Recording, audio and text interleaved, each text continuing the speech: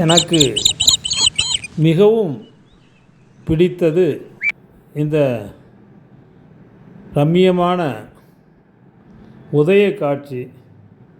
ஆம், இதனை காண்பதற்காக எப்படியும் காலை 5:30க்கெல்லாம் வீட்டிலிருந்து புறப்பட்டு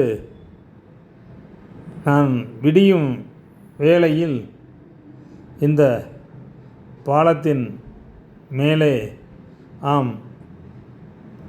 நம் தோட்டத்திலிருந்து உதய காட்சியை காண்பதற்கு எப்படியும் வந்து விடுவேன். இன்றும் அதுபோல் வந்து தோட்டத்தின் மேலே வளர்ந்திருக்கக்கூடிய வேப்ப மரத்து இளம் இலைகளை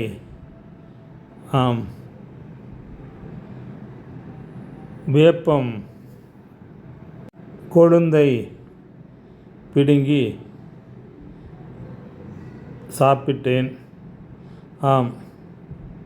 அதிகாலையில் வெறும் வயிற்றில் சாப்பிடுவது நல்லது, மிகவும் உடம்புக்கு நல்லது என்றார்கள். அடுத்து சற்று பாலத்தின்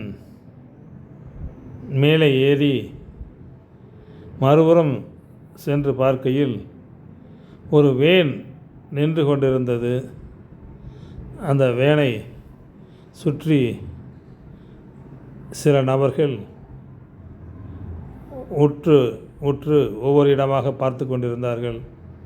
அடுத்து தள்ளி சிறிது தூரம் கழித்து போன பின்னால் அங்கே ஒரு பேருந்து முன்பக்க கண்ணாடி எதுவுமே இல்லாமல்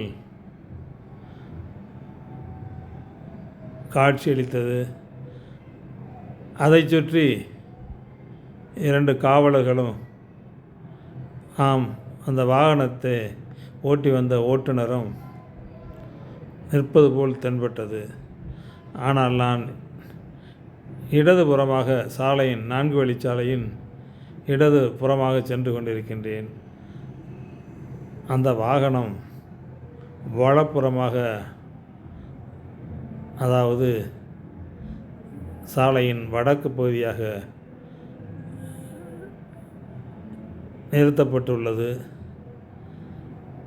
அதனை பார்ப்பதற்கு நான்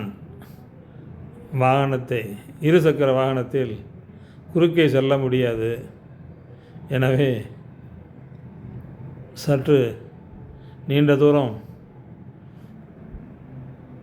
சாலையில் சென்று அதன் பின் யூடர்ன் அடித்து மீண்டும் அந்த நிறுத்தப்பட்டு இருக்கக்கூடிய வாகனத்தின் பகுதியை ஒட்டி வந்தேன். அந்த நின்ற பேருந்து நடு பாதையிலிருந்து இடதுபுறமாக, சாலையின் இடது ஓரமாக சற்று தள்ளி சென்று நின்றது. அதன் அடையாளமாக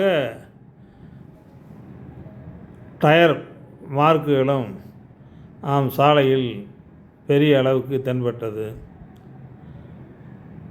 அந்த பேருந்தை முன்பகுதியிலே தானே கண்ணாடியெல்லாம் உடைந்து இருந்தது. அதை பார்க்கலாம் என்று முன்பகுதிக்கு வரலாம் என்று எத்தனைத்தால் சாலையில் அந்த பேருந்தின் பின்புறமும் பக்கவாட்டிலும் நிறைய கண்ணாடி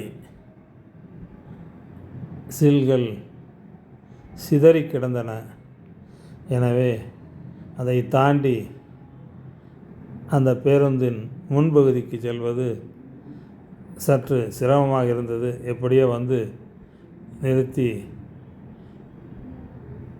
இருசக்கர வாகனத்தை நிறுத்தி கவனித்து பார்த்த பொழுது